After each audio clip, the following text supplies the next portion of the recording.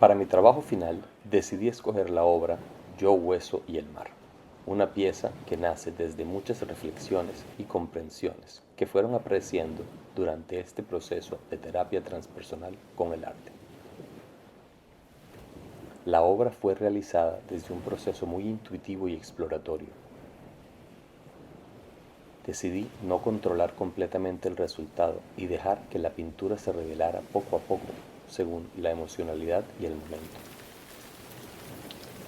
Comencé trabajando con aguados, manchas y formas libres, permitiendo que la imagen apareciera de manera natural antes de intentar dirigirla racionalmente. Poco a poco, la imagen comenzó a hacerse más clara y empecé a trabajar el color para afianzar ciertas áreas y emociones dentro de la composición. Dejaba secar los fondos en silencio y luego regresaba nuevamente al cambio desde una mirada más calmada y consciente. En medio de este proceso comenzaron a suceder cambios importantes en mi vida. Me animé finalmente a sacar mi canción de Yo Hueso. Hice mi primer workshop, abrí mi estudio y empecé a comprender que mi propósito no es solamente vender pinturas, sino también crear experiencias y conexiones humanas a través del arte. La etapa final de la pintura fue casi meditativa.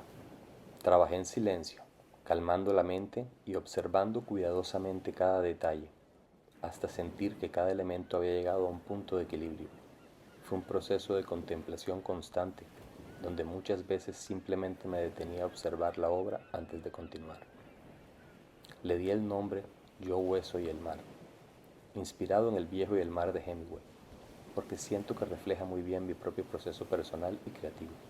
Me identifico con esa idea de un hombre enfrentándose al océano, a lo desconocido y a sí mismo, mientras intenta sostener un sueño. En esta obra el mar representa el inconsciente, las emociones profundas, las sombras y las máscaras que muchas veces guardamos dentro de nosotros.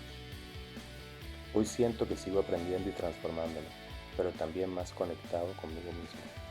Comprendí que sanar no significa dejar atrás la oscuridad, sino aprender a navegarla con más conciencia, honestidad y calma.